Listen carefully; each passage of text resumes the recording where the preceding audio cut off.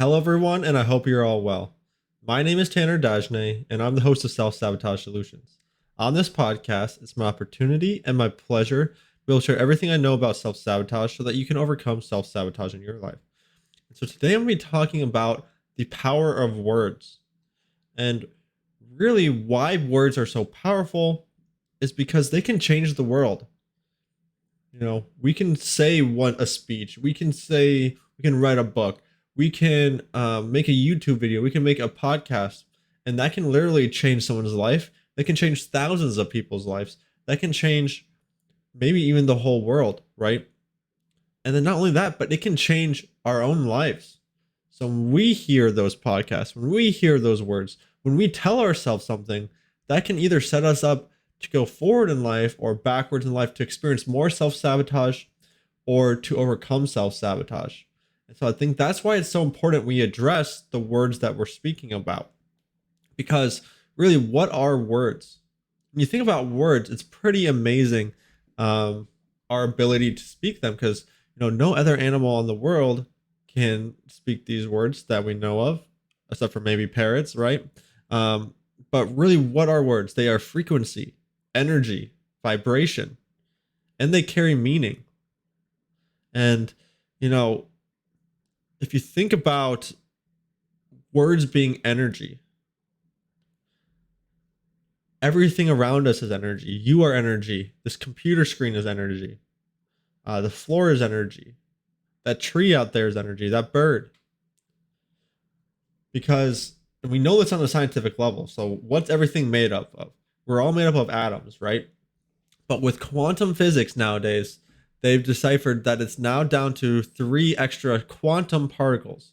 Now, I'd have to look up the names of these particles, but you can definitely do it on your own. The names of them doesn't really matter. What they found out is that these quantum particles are actually energy. That's all it is. It's just energy. Little energy vortexes, like little mini energy tornadoes, essentially.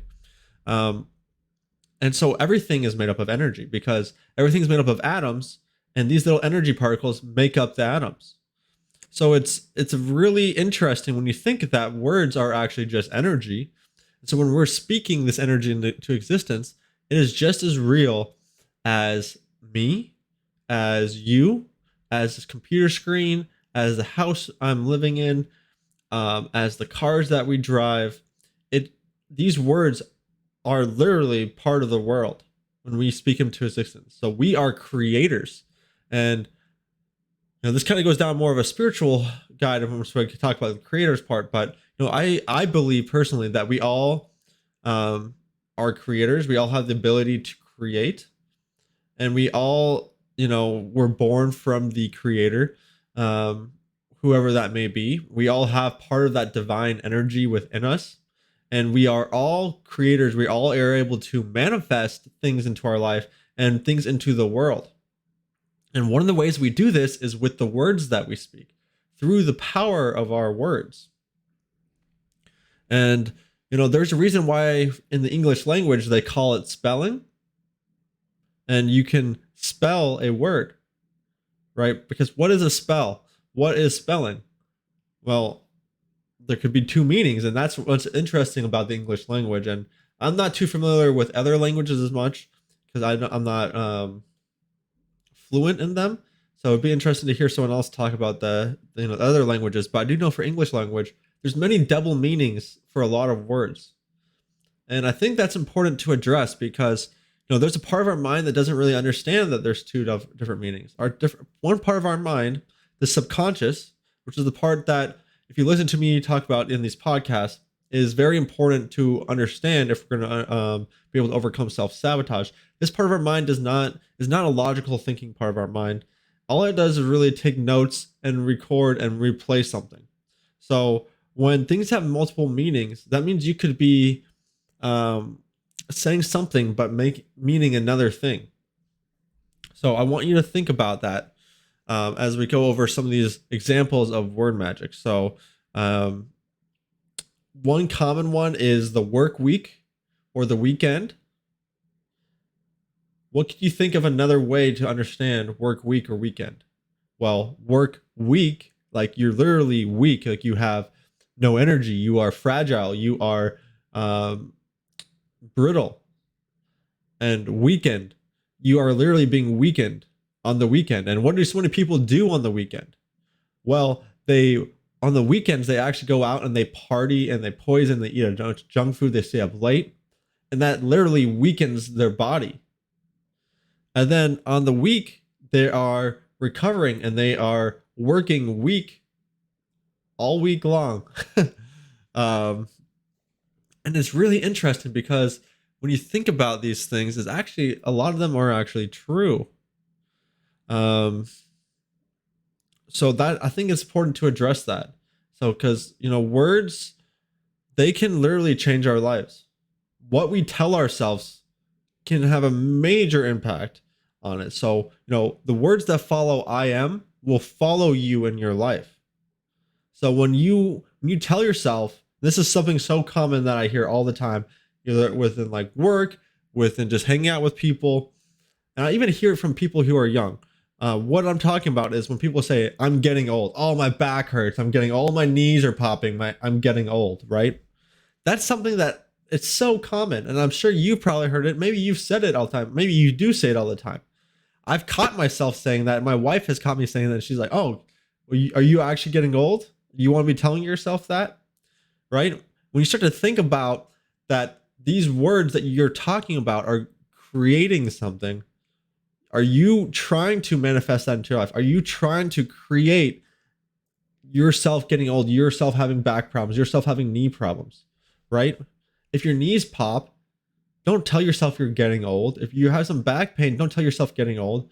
Likely that's not the reason. I know many people who are 50 years old, 60 years old, 70 years old, who are very healthy, don't have any of those things. So it's not all about age. I think it goes down to a lot more of what your lifestyle is like. What are you eating? How are you sleeping? What kind of foods are you, or what kind of liquids are you drinking? What kind of products do you use on your body?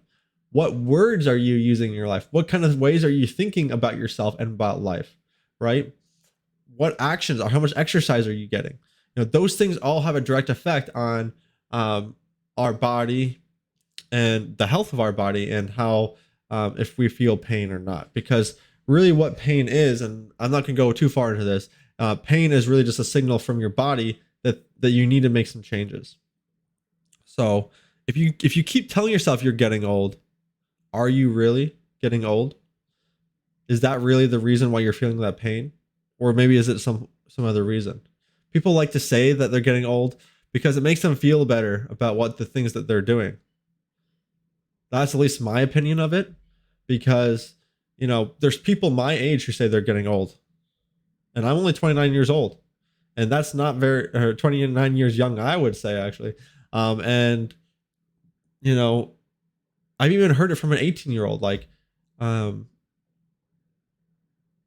that they're getting old, that they have back problems, that, oh man, I'm too old for this, right? Why do we want to tell ourselves that? Why is that something we're speaking into existence? That is a major form of self-sabotage. What about this one? That breaks my heart. That breaks my heart when you say that. Oh, you're breaking my heart, right? Why would you want someone to break your heart? Why would you speak that into existence? Right? If anything, you say that's a hurtful thing to say. But even that, I don't like that much. To say, that was rude. Why would you say that to me? Something simple like that. But when you're saying that breaks my heart, that's setting you up to maybe have heart attacks, to maybe have heart problems, to increase the amount of stress you're going on into your life. Because really what you're saying, I am, your subconscious mind is listening.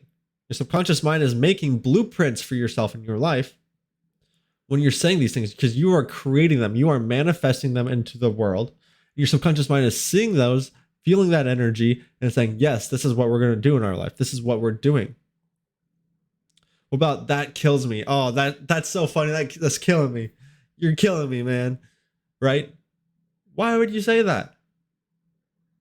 These are just really weird things that I've noticed with our English language and common phrases people use. Or I'm dying. Oh, I'm dying of thirst. Oh man, I'm literally dying right now from this boring work. Oh man, blah, blah, blah, right? That's a pain in my butt. How many times do we hear this one? Oh, that's a pain in my butt. Oh, that's you're a pain in my back, right? We don't want to manifest those things. We don't want more pain in our life. And some of these things could actually be a reason why we have pains in our butt or why we have pains in our back. We could be manifesting that thing into our life. Once again, remember, all things are energy. Even our words, we're literally creating more new energy, and those frequencies are going out, right? We can literally feel that energy when we walk in. If just by hearing someone talk, you can feel that they are either happy, sad, angry, right? Excited, right? You can feel that through them speaking, and that is that energy, that's the ability to influence. That's the magic of words. Some other examples of word magic, people saying I'm fat, I'm ugly, right? Literally creating that in their lives. They're literally casting those spells on themselves. No one likes me. All men are evil, right? If you believe all men are evil and you're trying to date men, you're going to be finding a lot of men who are literally evil, who are abusive, who are hurtful. If you believe that, that's what you'll end up finding and seeking out.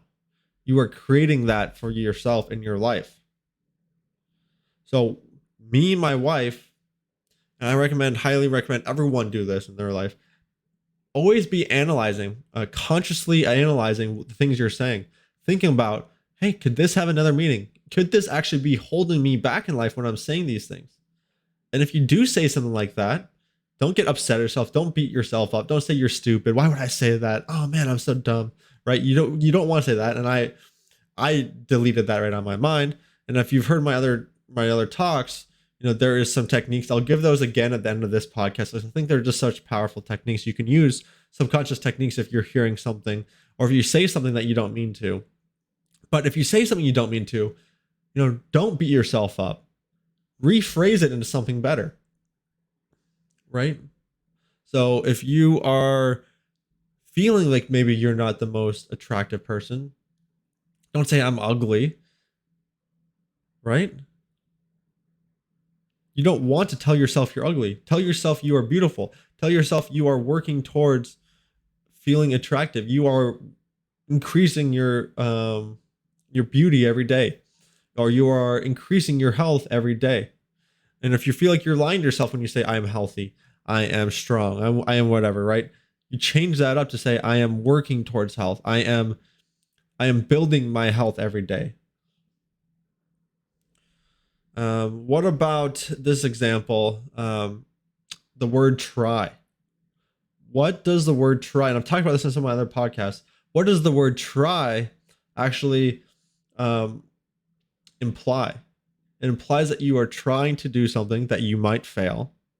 It's essentially giving you an out that you're going to fail, implying that you will possibly fail at that thing, right? I'll try that.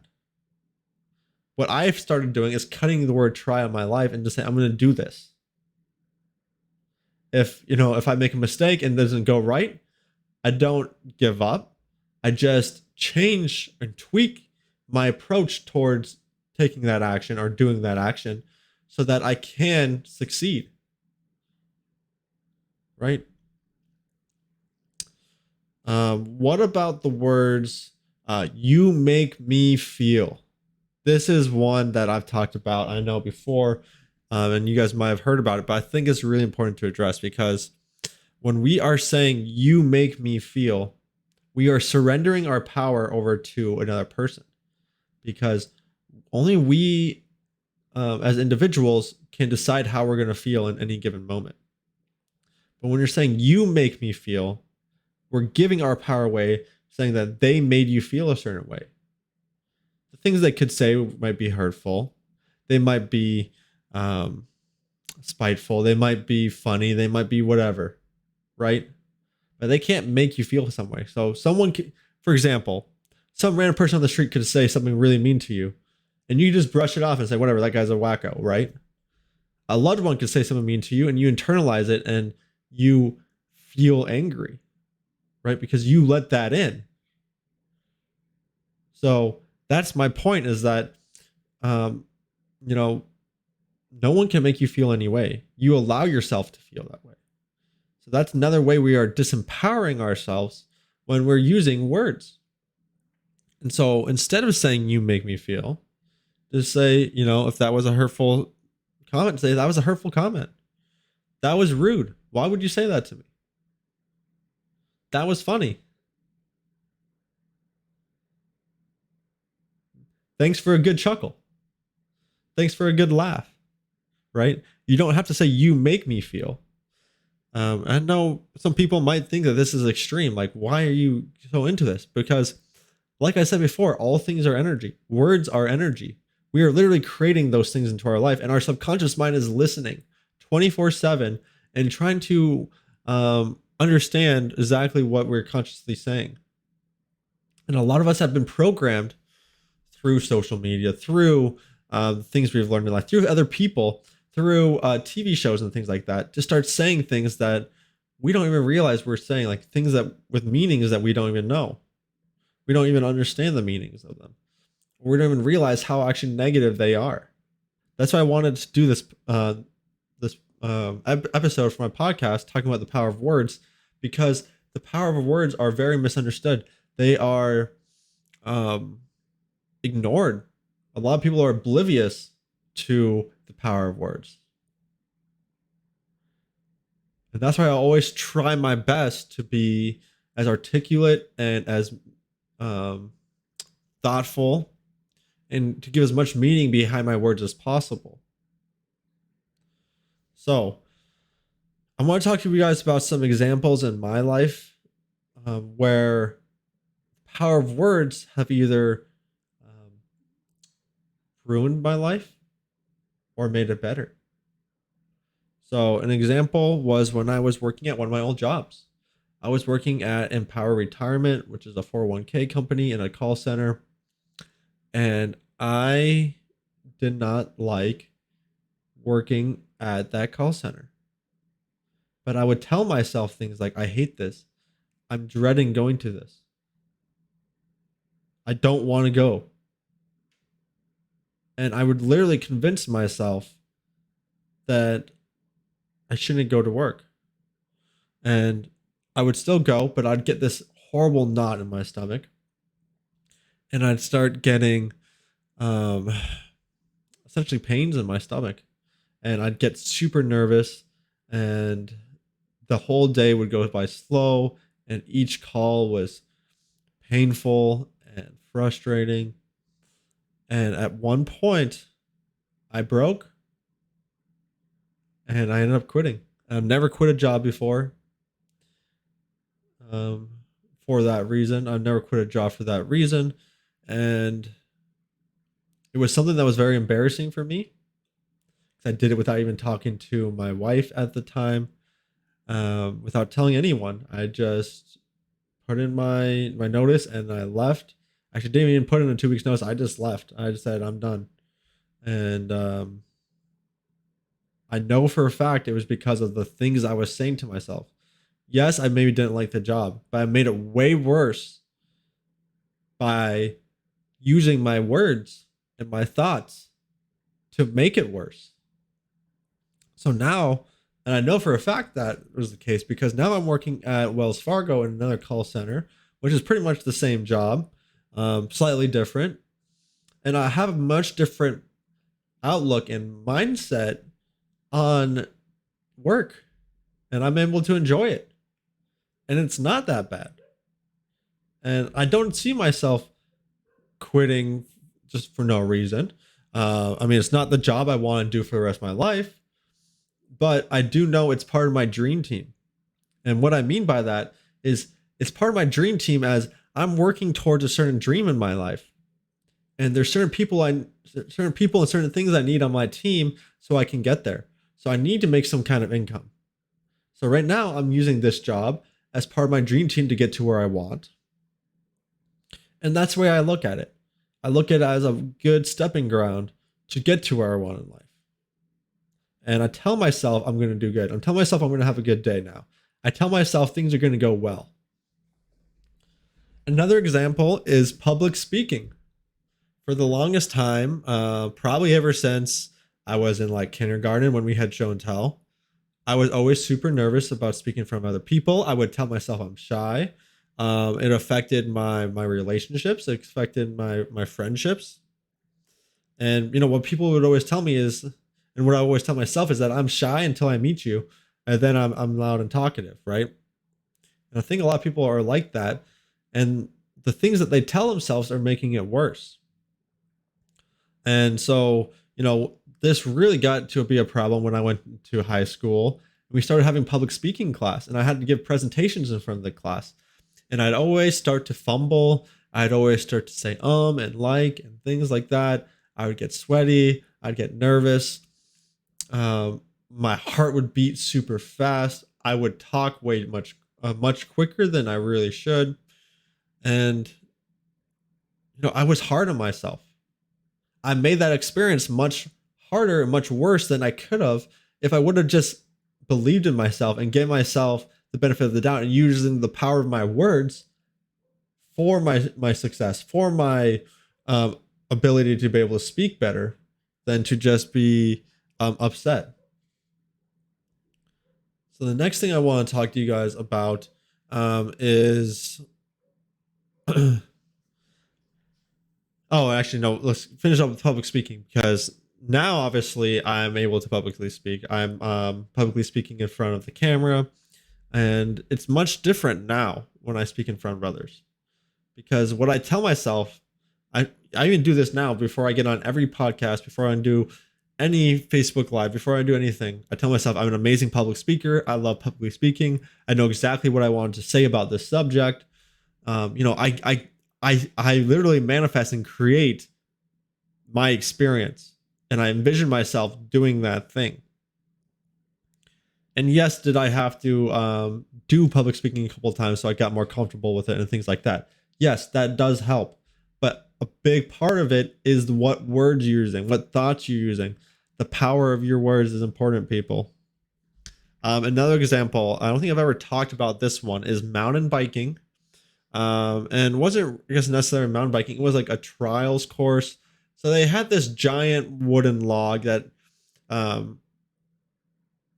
was on the ground, right? And it had this little indent cut out in like the top of it, so you can ride your bike over top of it. And there was this little ramp to get up it, and then you ride the log all the way across it to get down to the other end and ran the ramp down, right? And my friend was doing it, and he's like, "Look, I can do it," and he did really well. And I was super nervous about it. I envisioned myself falling. I said, I'm not going to do that. That looks like I'm going to fall. And my friend convinced me to do it, right? But right before that, I had been literally manifesting and using the power of my words to tell myself I was going to fall. And what did I do as soon as I got up there? I fell. I held onto the bike the whole way down, fell down, hit my head. Luckily, I had a helmet on, and that helmet actually cracked right down the middle. And yeah, that was fun. But that's another example of literally the power of our words. I literally manifested that. I created that. I spoke that into existence, and then it happened. Another way we manifested, or we spoke things into existence, is with this house that I'm currently in. Both me and my wife, when we started looking at buying houses, it was actually just around in April time this year. And I'm not sure if you guys know what the housing market was like then, but it was crazy. Even here in South Carolina, literally every house we looked at had 10 plus bidders on it. They were all over the amount that the house was listed at least by 10,000. A lot of people would waive, a lot of the fees. They would waive a lot of um, like the adjustment gaps. They would or waive the appraisal. They would do all kinds of things above and beyond what the person was selling their house for. And when usually, but I've heard from at least our realtor that it used to be much different like than that. And when it's not like this crazy house buying market. And so me and my wife got a bit discouraged at first because every house that we wanted kept getting bought, we kept getting outbidded. And so we were like, man, how are we going to get a house? Now, at the beginning of our house search for a house, we did do a lot of manifesting. We did do a lot of, we got down to the nitty gritties of what we wanted. We listed it out on a piece of paper. We envisioned it. We told ourselves it was going to happen. And we did keep up with that, right? In the process, we did encounter some of that negative thinking, and we rephrased it, and we deleted it, and we kept moving forward. And it turns out the house that was probably the best option out of all the ones we had seen, we got. And it was one we didn't think we were going to get. But that's another example of manifesting or creating our power of existence. And this house, has the things that we wanted, like a 2-car garage, a fenced-in backyard. It has enough room for our family to grow. It's in a nice neighborhood. It had all the things we wanted. We were close to my parents, right? And a lot of the houses before that didn't have those things. And what I kept telling myself throughout the process was things are going to work out. Life always works out how it should. We just pursue what we want and we keep moving on if it doesn't happen, because it didn't happen for a reason. We didn't get that house for a reason. That's what I would tell myself, what I would tell my wife. And, that was true. We didn't get those first houses because we weren't meant to have them. And we had created and manifested the things that we did want in life and out of our house. And that was so important. So I think it's important to address the power of these words, but also part of that story was just, making sure you're clear about what you want in life. Because if you don't know what you want in life, then anything will do. But yet, when we get things that are negative, when we get things that aren't really like our desires, we're unhappy. When we get things when we were not healthy, when we're poor, when we are broke, when we are depressed, when we get these kind of things, when we get a broken relationship, when we get, and high credit card bills, when we get laid off from a job, we don't want these things, right? But if you're not actively creating the things that you want in life, if you're not paying attention to the things that you're saying and the things you're manifesting into the world, then, how can you expect things to be how you want them to be? Because you're literally not creating a direct path. You're not creating the way that you should be. You're not actively creating like you are able to be doing, because you are a creator. We all have that ability in us. And that's really what I wanted to talk about today, guys, is the power of words, how words can change the world, how they can change your life, how they impact you with self-sabotage and all ways. And I did tell you guys I was going to tell you guys some examples, some techniques you guys can use to overcome some negative words or to rephrase things. So the first one is called the delete technique. And this delete technique, it has to do with some visualization. It has visualization and it has some emotion. And the reason why that's important is visualization and emotion and symbolism are very impactful to the subconscious mind. So this part of your mind, the subconscious, is usually in charge of a lot of our actions throughout the day. They estimate about 95% of our total daily actions come from our subconscious mind, not our conscious mind. Meaning we are acting from the things that we see. We are acting from the things, from the programs we have created from our surroundings, from things that were emotional, things that were visual. And that's why the television is so impactful into our lives. But this delete technique, let's say someone says something rude to you, or you say something rude to yourself, or you say something negative. You essentially, what you do is you picture that word on a computer monitor, and you imagine maybe it's like on a Word document. And after that word, there is that line there, like it's waiting for your command. What are you going to do next? Are you going to type more? Are you going to delete that? And what you want to do is picture a giant delete button on a keyboard. It's bright red, it's glowing, it's calling your name, and you just press that delete button. You let it go, and you take a deep breath, and you feel that energy releasing. You feel that let go, and you are free from that word. And then you take it a step further, and you create something. You had that keyboard in front of you. What are you going to replace it with? Let's say you said, I am fat. How are you going to replace that once you deleted it? You're going to say, I am healthy. I am building my health every day. You want to avoid saying things like, I am not fat. Avoid negatives like that, because your subconscious mind doesn't understand those negatives. So I think it's important to address that. And if you guys want to kind of go more into affirmations, was really what those are. There's a whole video I did about them, so I'll link that to this.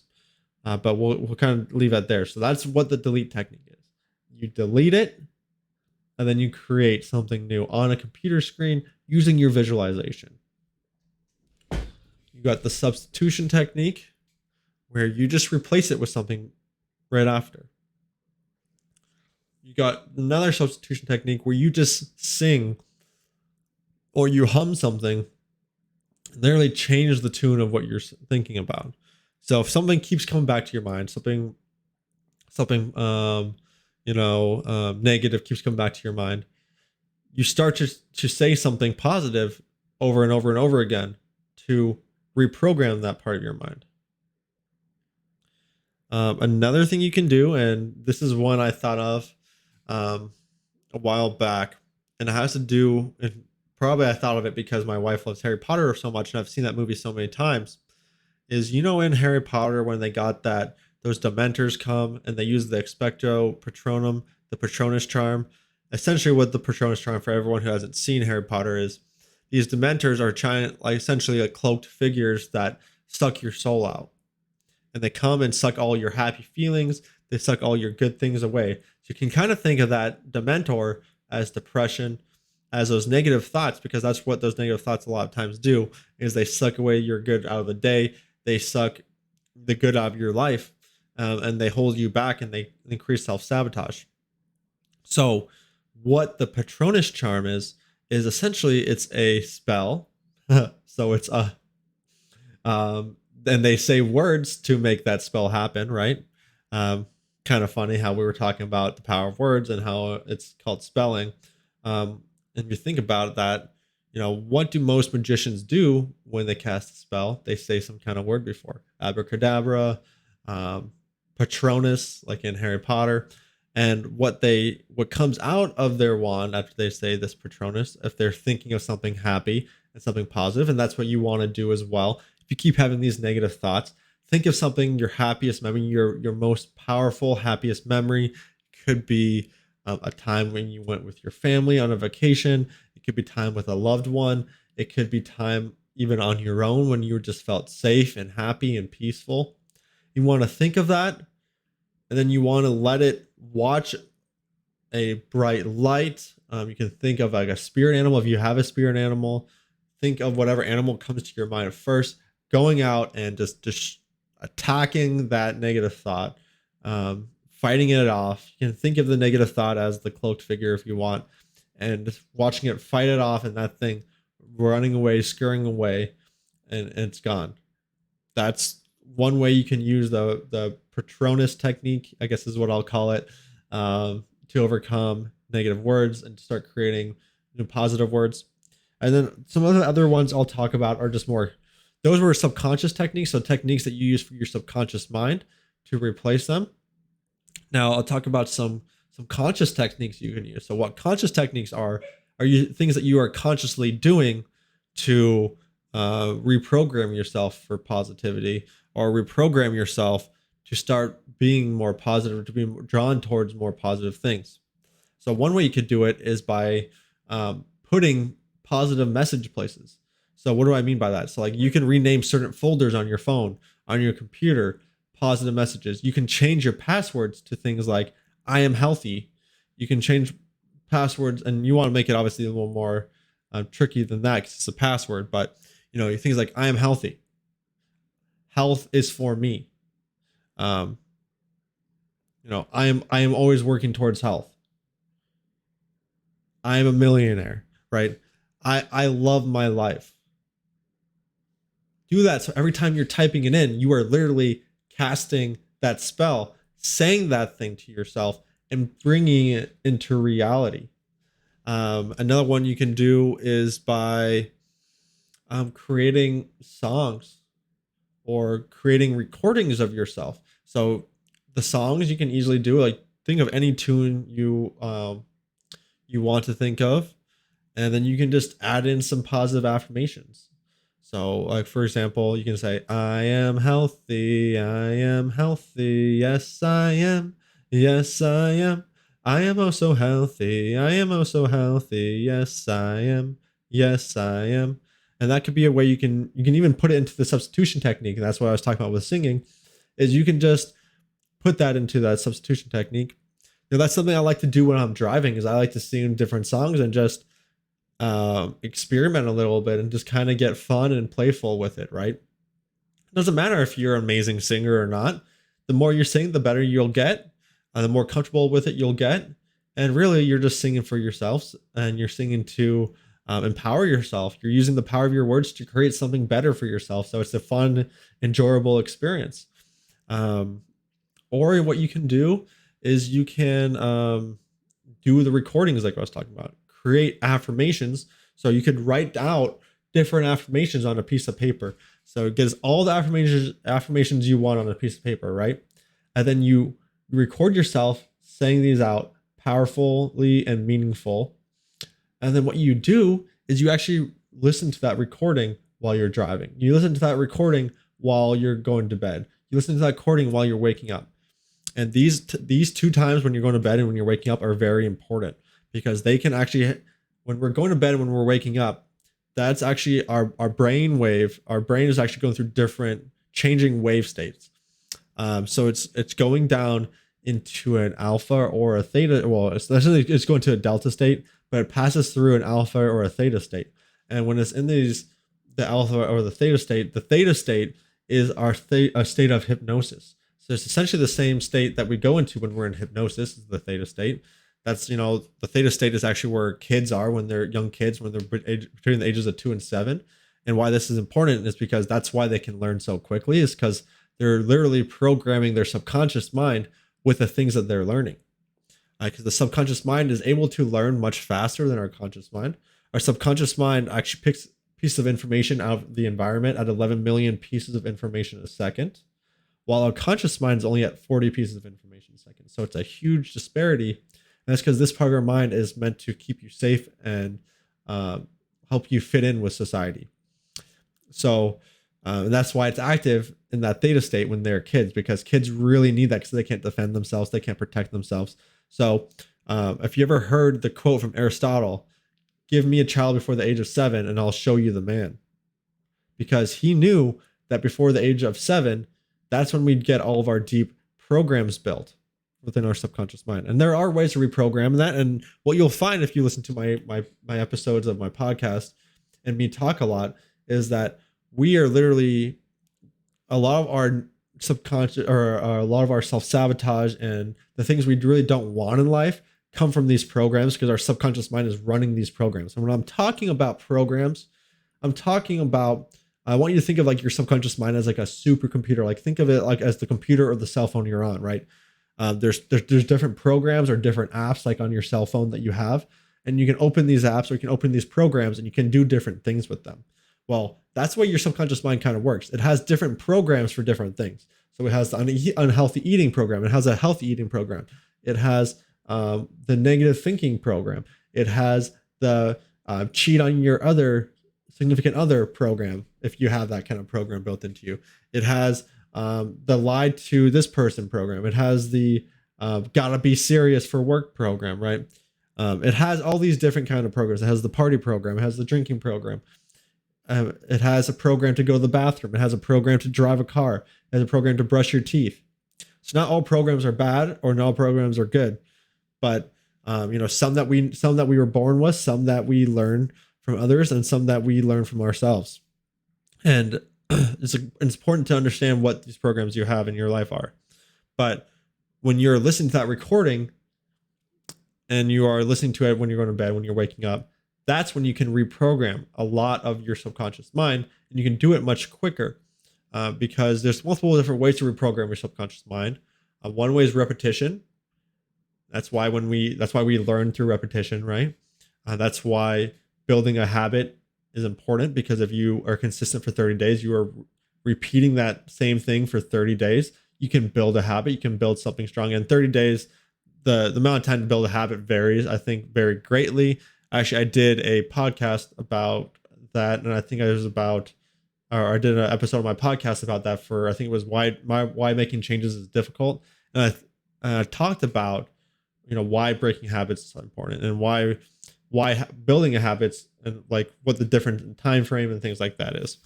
But yeah, so you can reprogram yourself with repetition, or you can reprogram yourself through hypnosis. And that would be through, you could do hypnotherapy. So, there's someone like Marissa Peer, who I use pretty frequently, who is one of the top hypnotherapists in the world, especially in the UK. She has lots of stuff online you can look up. But essentially, when you're creating those affirmations and recording them, that is a form of hypnotherapy you'll be going through, because you'll be passing through that hypnosis state. And sometimes even in the car, we go into a hypnosis state, and our subconscious mind actually takes over the driving program, and we drive. That's why you've ever been driving and you were thinking about other stuff the whole time there, and you were like, well, I'm here already. How did I get here? Or not necessarily how did I get here, but I wasn't really paying that much attention, because I was focusing on what I was going to eat today. I was focusing on what I was going to do at work. I was focusing on what I was going to do when I got home from work, right? So you can reprogram through repetition, through hypnosis, or through highly emotional events. And highly emotional events, that's like traumatic experiences. So, a lot of times when people face experiences that are highly traumatic, like someone tells them they're going to die, someone tells them, they hit that rock, the breaking point, then they know that they need to make a change. That's because that subconscious mind got reprogrammed at that point. They said, we need to make some changes. And that a high emotion was able to make that change. Or that's why when people get assaulted, they get abused, they get sexually molested, these things can have a very high impact on someone and cause them to go into depression, because your subconscious mind got reprogrammed for negativity at that moment, to think of negative things, and that gets replayed in your mind over and over. So these are some ways that you could get reprogram your subconscious. Those are some techniques. That's the power of words. I hope you guys all enjoyed this podcast. If you liked it, please give it a thumbs up. Please like it. Please subscribe. Please share with other people. It really does help me get my message out there. It helps me personally continue to make these videos, because the more likes, the more subscribes I get on it. Eventually I'll be able to monetize these, and that'll be very helpful just for continuing moving forward and supporting me. If you guys want to work with me one-on-one, click the links below, and we can schedule a Zoom call so we can talk more about self-sabotage and overcoming it in your life. If you guys just want to hear more about my stuff, I'll have my link to my other things on Facebook or TikTok or Instagram. You can always just contact me at my email if you just want to talk to me about something, or you want to suggest I make a video about something if you're curious about it. what my take on it would be. And I would love to hear your guys' ideas of why the power of words are interesting, or if you have different examples of word magic. I know there's way more of them out there. I kind of kept it small on the word magic because, to tell you the truth, I'm still learning a lot of it myself. Um, but I am very aware of what I do say, and I think it really is interesting just how um, many different messages are within the English language that we really, really might be telling ourselves when we're saying one thing and meaning in a whole nother thing. So I hope you all have a great rest of your day. Thank you for listening, and get out there and use the power of your words to create a better life for yourself, to create a better world for everyone else, and to be a creator. Don't just sit idly by and watch your life go by. Don't go there without a direction. Create yourself something better. Manifest yourself something better into your life. Thank you guys. Have a great day.